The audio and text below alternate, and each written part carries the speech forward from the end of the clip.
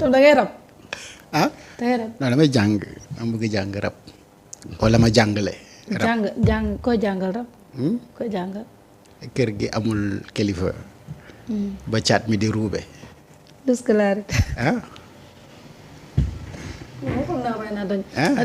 balaa ngay rab.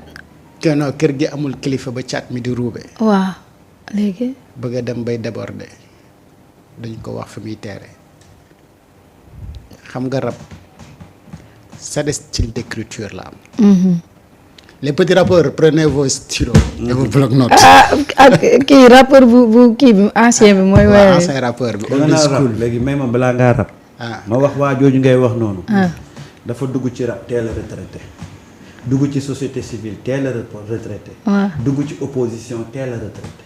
kooku morne la. waaw mais actuellement kan moo nekk coordonnateur Y'en a marre. moom. waaw kon kay mu ngi ci de. mu ngi ci de c'est kon morne la Samba. li naan xale bi daa judd rek dellu. mais léegi comme da doon wër couplet bàyyil ma transformer ko couplet mi. waaw ñëwal. Pastef mooy jubal jubbanti. boobu loolu moo war a nekk couplet ne ko Pastef mooy jubal jubbanti. Pastef mooy ñi nekk gouvernement te duñu nangu chantage. waaw foofu dafa xeere de. waaw loolu moom mooy couplet bu baax. waaw Pastef mooy mun a jubal jubbanti. waaw ne Pastef mooy ñi nekk au pouvoir te nanguwuñu chantage. kon da ngay wëlbati weñam bi wéy bi da ngay wëlbati non dama ko bëggoon xam naa dafa bëggoon wax Pastef mooy ki koy aw ne ko jubal jubbanti. mu ne ko Pastef mooy parti bi yegg au pouvoir te bëgguñu chantage. waaw moom de chantage bi du dox de. mën nag foofu du jàll. Pastef mooy parti bi am transparence. waaw loolu de Pastef mooy parti bi am liberté de ton. Pastef mooy ñi ñeme dëggu te koy xeex. Pastef mooy. dama la jàppal gaam. mais topp li nga wax ni. dama la jàppal gaam. le contraire de. en fait dama ko bëggoon jàngal cet style d'écriture yi nga xamante ni moom moo am ci rap. ce que je notais. en tant que fervent. en tant qu'ancien rappeur. non c'est-à-dire quelqu'un qui est animé par la culture et le style d'écriture de rap mooy la pauvreté. la pauvreté de son texte. dafa am pauvreté. non texte bu pauvre nii ci rap musuma ko gis c'est-à-dire. boo doon jéem di ko qualifier non c'est pas le journaliste qui parle avec toi. mais c'est l'ancien rappeur qui parle avec toi. donc tu as traité des journalistes mais fii amul ay journalistes mais yow yaa ñu duulal ak say liste. ah. na ñëw foofu neex na ngeen non en fait dama bëgg wax que ne les styles d'écriture ci rap. 7 la ñu. moom booy ñëw di xool texam bi. doo xam ci ban style d'écriture nga ko bëgg. toog jël nga temps xool texam. yëpp la décortiqué déglu. kii ancien rappeur la nag yëpp. j'ai écouté xam nga man comme rap waaw damay fil les couplets les rimes ak yenn yi mais fii on ne peut pas dire benn style du écotrip. c'est loin de là quand même. du écriture technique parce que dans les écritures techniques mooy yi dip di faral di def. nga xam ne c'est benn écriture bu technique temps yi gis naa benn boy Vibe Radio bu am écriture bu technique sax alors moom nekkul ci écriture yooyu te fii li mu def nii. du introspective parce que yooyu style d'écriture la ci rap moom deful ko mais écriture bi nga xamante ni bon. très souvent ñoom moom lañ leen xamee woon kër gi écotrip ñoom seen fort la woon quoi wane ne voilà ñoom ñooy ñi gën a. ay ci lii bi amatul kilifa. Seigneur. top ma buruxal foofu tuuti rek.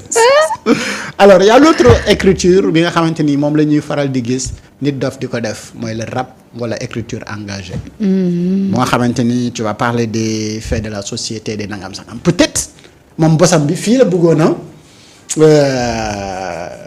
inspiré wu ci l'écriture engagée ak yooyu noonu mais malheureusement écriture bu désengagé wu la def. parce que on ne voit pas d'engagement dans ce qu'il dit. alors si aujourd'hui tu nous dis yéen a ñu promettroon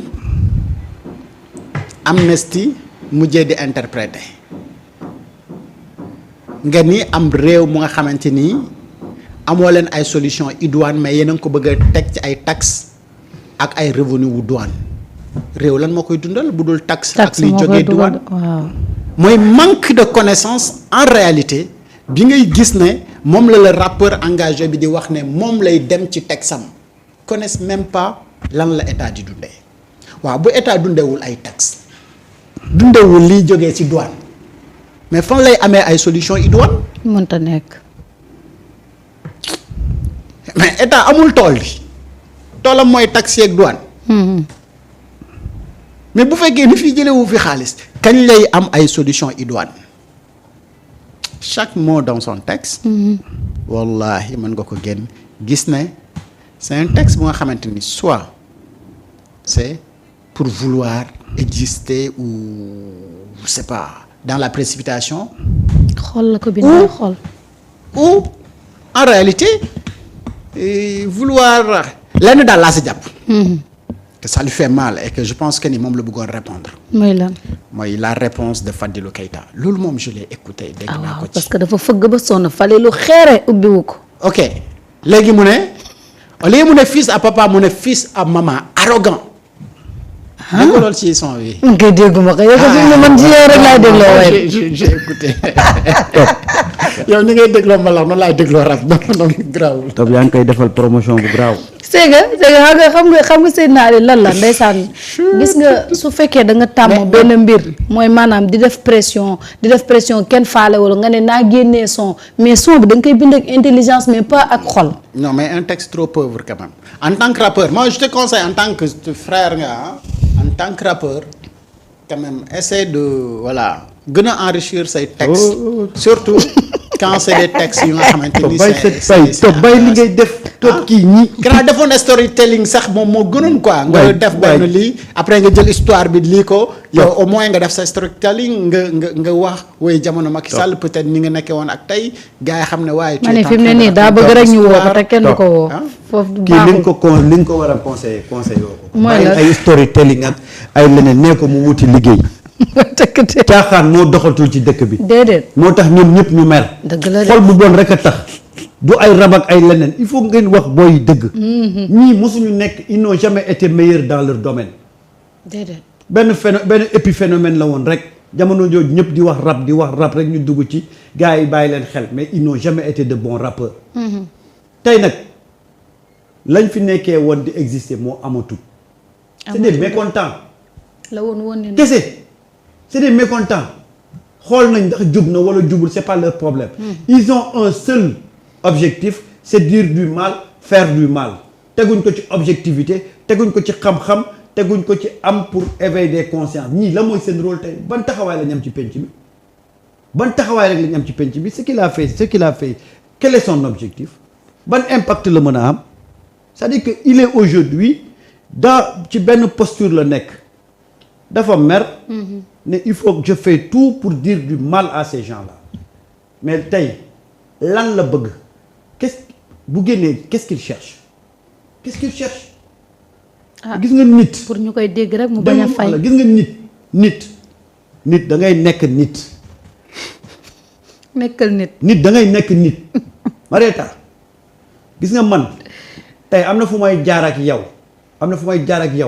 Marieta ma nga may wooye sa doomu ndey ma lay wooye sama doomu ndey si tu te retrouves au cœur de ce pouvoir là du ma la critiquer de damay continuer di la critiquer mais pas de cette manière